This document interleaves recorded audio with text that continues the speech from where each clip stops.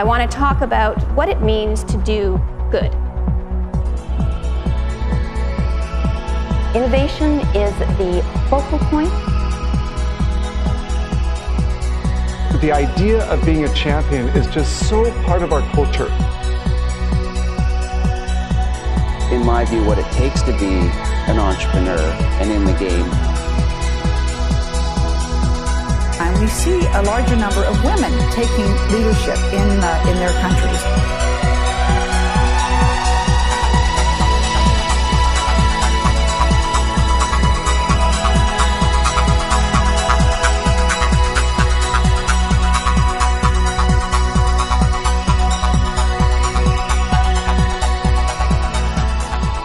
And right now there is armed conflict in 26 countries around the world.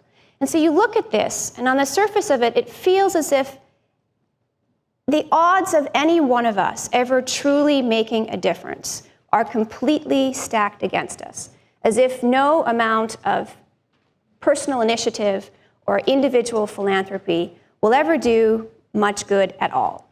So where do you start? Well, in my experience, it actually begins with a very simple step. It begins when we start to challenge our assumptions. Now, most of us live on that continuum. There are some people who are very left, some people who are very right, but for the most part, but you could find yourself somewhere on that. One of the things we know is that when we talk about innovation in organizations, people often think that they have to bring in big right brain thinkers. That is, you would have a room with people who could just come up with a million ideas. And the truth of the matter is that you get very bad ideas that way. What you need is a combo pack.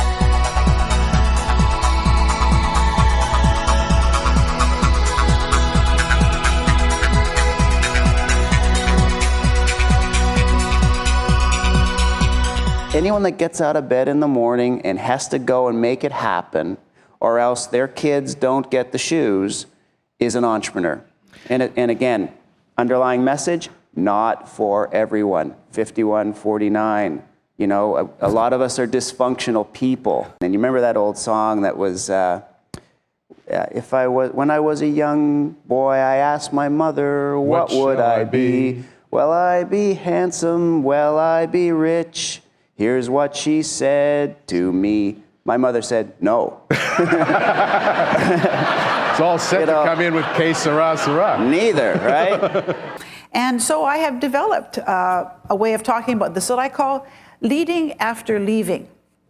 You know, we all have ambitions, and when we're young, we want to be something. We often think about it in terms of the top job somewhere. When I was a teenager, I actually wanted to be the first woman Secretary General of the United Nations. And we dream about these things. Maybe we want to be the CEO of a Fortune 500 company, or we want to have our own television show. We want to do something where we are at the pinnacle of a career.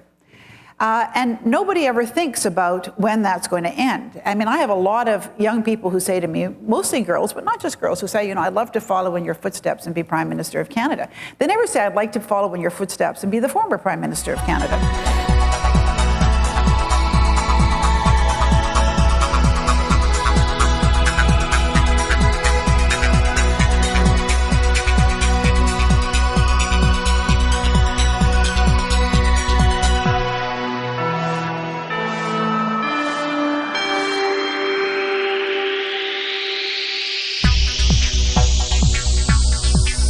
He was supposed to arrive like 30 seconds before he went on stage. So I'm on stage and I'm introducing the next act that's to be before him, and it's a dance troupe that dances for about 12 minutes from Tibet. And I hear this commotion behind me. And I turn and I see, it's almost like right here, I just see this little face poke out, this little, and it's the Dalai Lama! So, poking out to see the audience. Exemplify excellence. If somebody were to hold a mirror up to you, what would they see?